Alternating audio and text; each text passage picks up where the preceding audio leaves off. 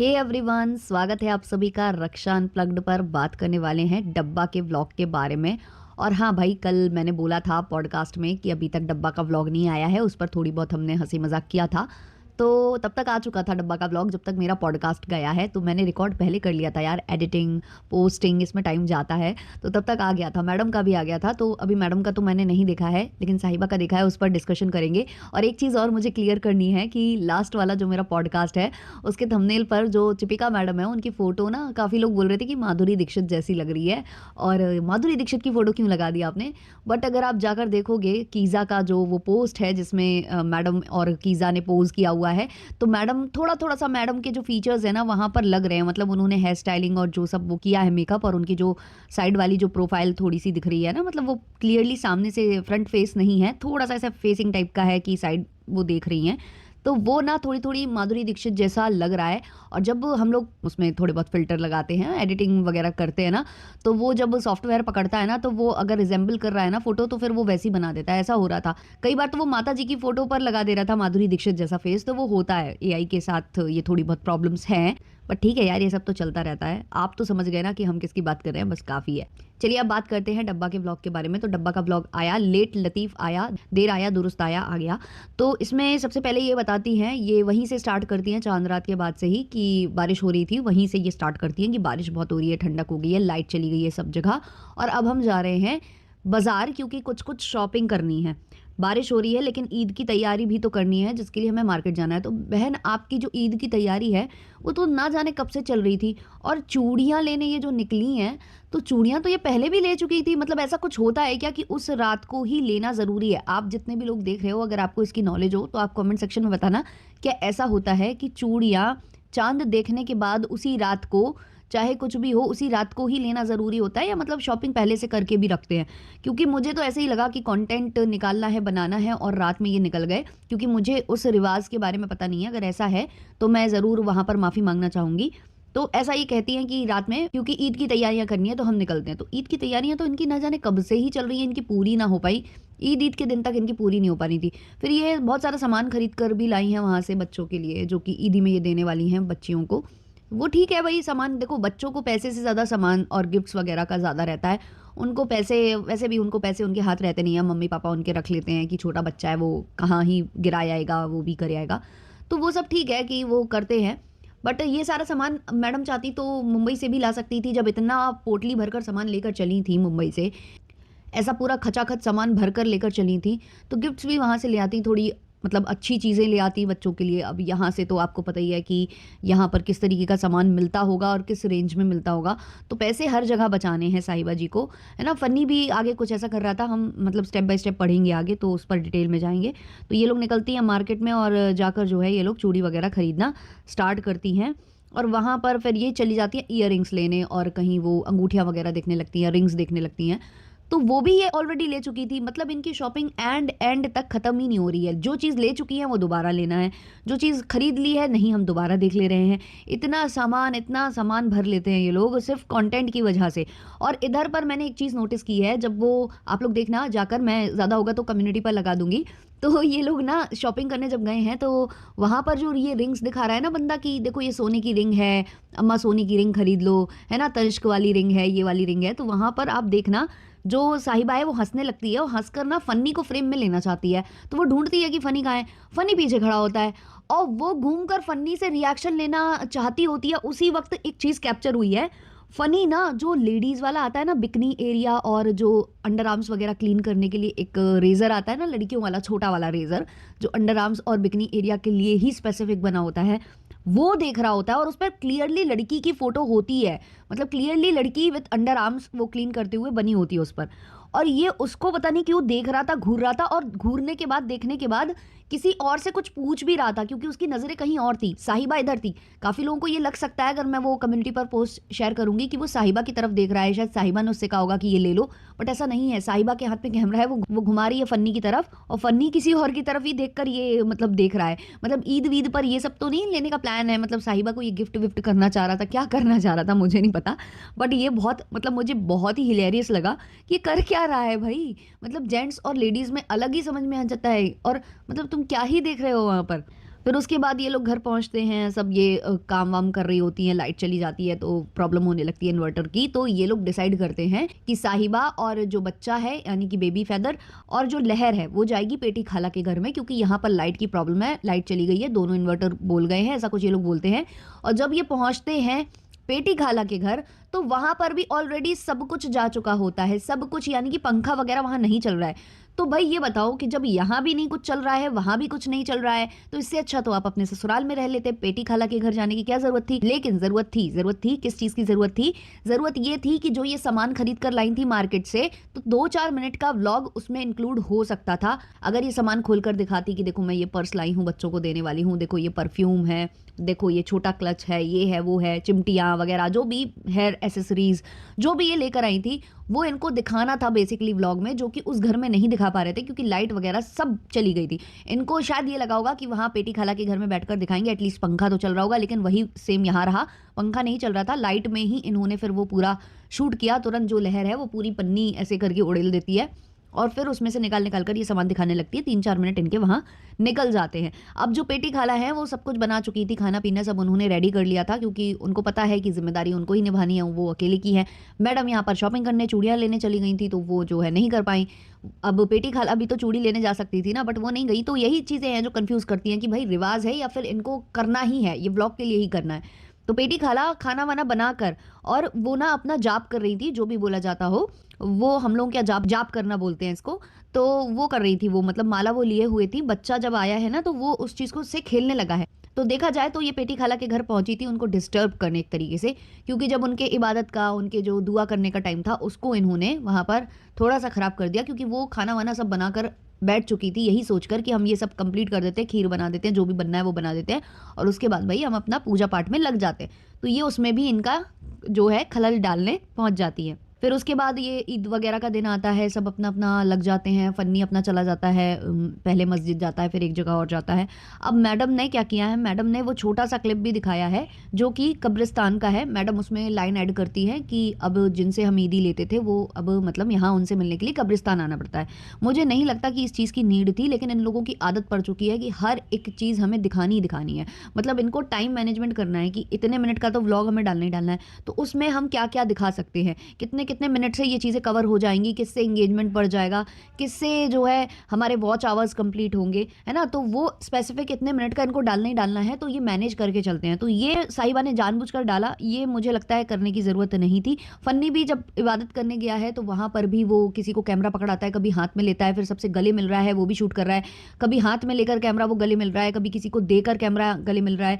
तो वो उन लोगों के लिए भी अजीब हो जाता है ना, जो व्लॉगर्स नहीं है, उनको थोड़ा सा देखकर अजीब लग रहा है वहाँ पर।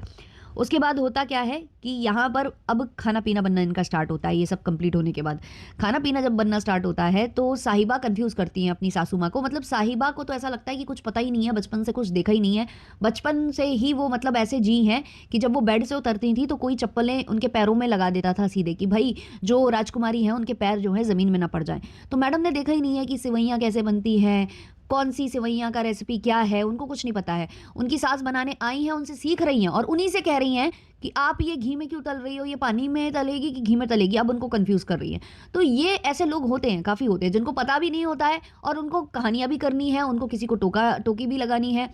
इवन कई बार बोलेंगे कि भाई हमें आपके हाथ का बहुत पसंद है, और जब वो बना रहा होगा तो ये ज़्यादा मत डालो, ये कम मत डालो। भाई जब आपको उनका हाथ का पसंद है तो वो ज़्यादा कम जैसा है वो मैनेज करके बनाते हैं ना, तो जब आपको वैसा ही पसंद है तो उसमें क्यों आपको उंगली करनी है कि नहीं ऐसे नहीं करो वैसे करो वैसे, फिर वो उतना अच्छा नहीं बनेगा तो आप कह दोगे कि हर बार की तरह नहीं बना है। तो उसमें से ना ये साहिबा आती है, ये साहिबा उन्हीं में से आती है। अब ये बनाना स्टार्ट करती है दही बड़े। मुझे लगता है इसने पहले कभी बनाए हैं, पचका वचका इसका हुआ है।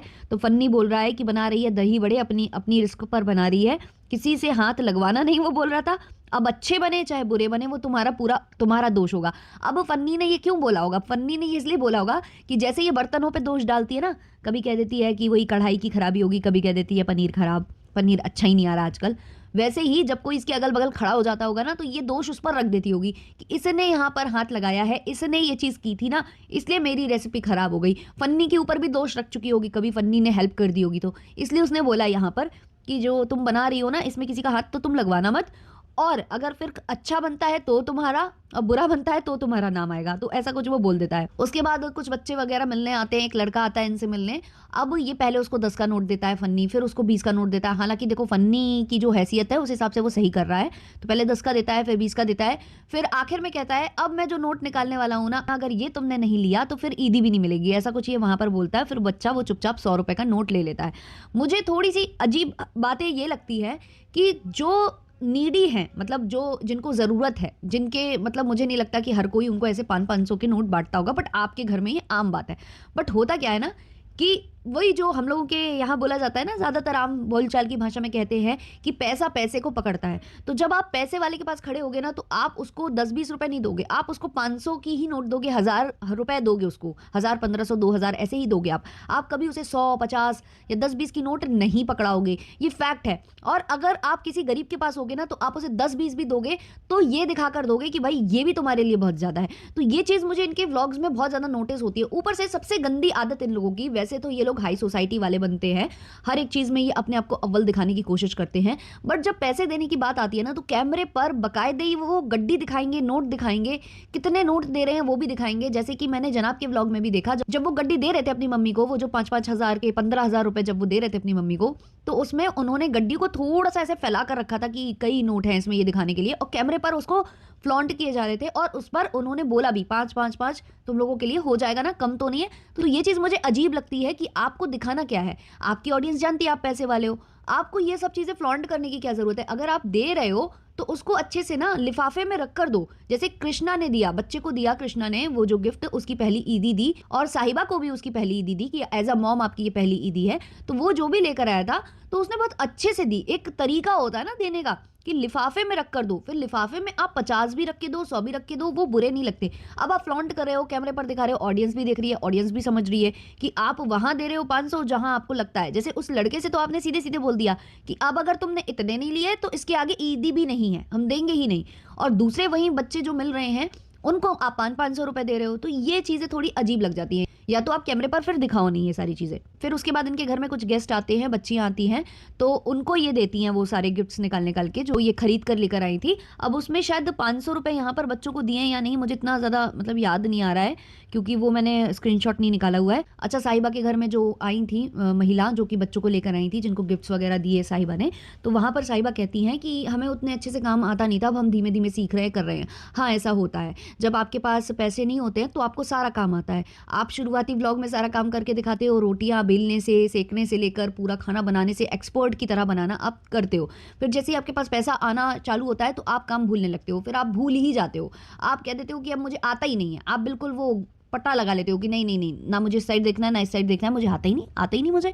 और फिर धीमे धीमे ये एक्टिंग दिखानी होती है कि अब हम धीमे धीमे सीख रहे हैं। ऐसा होता है, शायद इनका कॉन्सेप्ट यही है, साहिबा का कॉन्सेप्ट, क्योंकि साहिबा को सबने काम करते हुए देखा है। अब अचानक से साहिबा ऐसी बनती है कि फ्रेंड्स हम धीमे धीमे सीख रहे हैं अभी, तो वो इसका जोन चालू हो जाता है। अब सीखना पड़ रहा है इसको दोबारा से, ये भूल गई थी। एक्चुअली क्या है ना कि भूल सकती भी है, देखो ये भी मानना पड़ेगा आप लोगों को, क्योंकि जैसे ही इसके पास पैसा आया, इसने बहुत सारे मेड्स लगा लिए, बहुत सारे असिस्टेंट्स हो गए इसके, कीज़ा की मम्मी, सब इनका काम करने लग गए। तो जंग लग जाती है ना जैसे लोहे में, वैसे ही इंसान में भी लग जाती है, वो भी भूल जाता है। फिर उसको दोबारा से याद करना पड़ता है कि कैसे कैसे क्या क्या करते थे। फिर उसके बाद लहर की एंट्री होती है, लहर के शॉर्ट्स वगैरह लिए जाते हैं। वो येलो कलर का सूट पहनकर अच्छी लग रही थी, प्यारी लग रही थी, बट इस बार सारी लाइमलाइट देखो कीज़ा लेकर गई है। उसके बाद इन्होंने पारा को भी दिखाया है वीडियो कॉलिंग पर, वो तो सबसे ही अच्छी लग रही थी। देखो बात ये होती है ना कि आप किसके अधीन हो, आप किसकी संगत में हो, आपकी परवरिश कौन कर रहा है, उस पर डिपेंड करता है। तो आप जिसके सानिध्य में रहोगे वैसे ही आप ग्रूम करके निकलोगे, या फिर आप जिसके सानिध्य में हो उसकी आप एक ना सुनते हो और आप बाहर से सीखते हो, तो वही सारी चीज़ें हो जाती है। तो जो पारा है वो अच्छी तरीके से रहती है, शुरू से ही रहती है, वो मेंटेन रहती है। अब जो कीज़ा है वो तो साहिबा के संग रहती थी, तो वो झल्ली सी थी ही, लेकिन इस बार वो बहुत अलग हटके लगी है और वाकई में अच्छी लगी है। तो इस बार सारी लाइमलाइट उसकी हो गई है। फिर उसके बाद जो साहिबा है ये पहुंचती हैं पेटी खाला के घर, वहाँ भी जाती हैं। वहाँ पर भी मैंने एक फ्रेम में देखा है कि फन्नी जो है लहर को घूरे जा रहा है।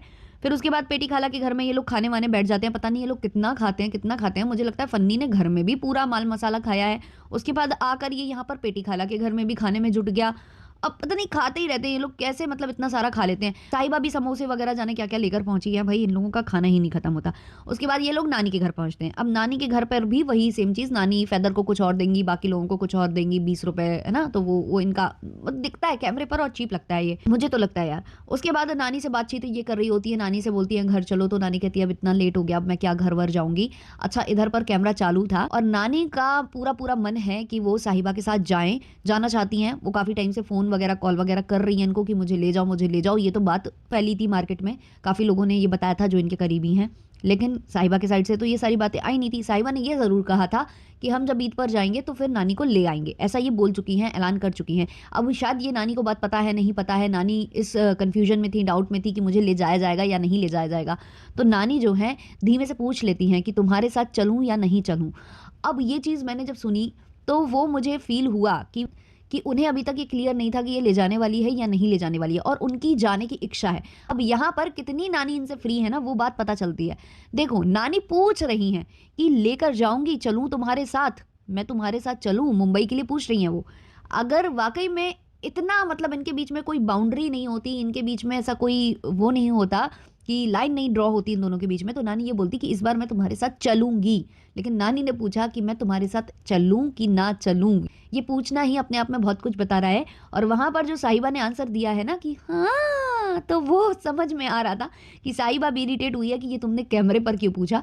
और ये चीज़ अपलोड हो गई है, कैमरे पर डल गई है। अब ये जानबूझकर डाली है या इनसे रह गई है, वरना ये तो कट कर देती, क्योंकि ये चीज़ काफ़ी कुछ बयां करके चली गई है। एक दो चीज़ें और नोटिस हुई हैं। फन्नी वहां पर हाथ पकड़कर साहिबा से बात कर रहा था, जहां साहिबा बोल रही थी कि मुझे कोई गिफ्ट नहीं दिया आपने, कोई ईदी नहीं दी मुझे, ऐसे कुछ वो बोलती हैं। और फन्नी जो है हाथ उसका पकड़े हुए है और उसने कुछ बोला है, वो शायद ऐसा कुछ बोला है कि दो पति पत्नी के बीच ही होना चाहिए, तो उसको कट कर दिया गया है। लेकिन बात यह है कि उसको शूट करने वाला कोई दूसरा बंदा है, या तो वो लहर है और या तो वो कृष्णा है। अब अगर लहर या कृष्णा में से वहां कोई था तो ये बहुत वल्गर था, क्योंकि आपको इस तरीके की बातें नहीं करनी चाहिए थी। कुछ तो गलत बोला है, क्योंकि अगर गलत नहीं बोला होता तो वहां से वो क्लिप कट नहीं होती। फन्नी ने कुछ बोला है वहां पर कि तुम्हें मैंने ईदी नहीं दी, ऐसे कैसे, ऐसा कुछ वो बोला है, वहां से फिर वो कट हो जाता है। तो ये था पूरा इनका व्लॉग। उसके बाद अभी देखो जनाब वनाब का आता है, तो हम उस पर भी रिएक्शन लेकर आएंगे ऑब्वियसली। मैडम का मैंने देखा नहीं है, मैडम तो पुराने व्लॉग डाल रही हैं, तैयारी, वो तो अभी ईद की तैयारियां ही कर रही हैं अपने ब्लॉग में। यहाँ सब ने चांद रात मुबारक कर दिया, यहाँ पर सब लोग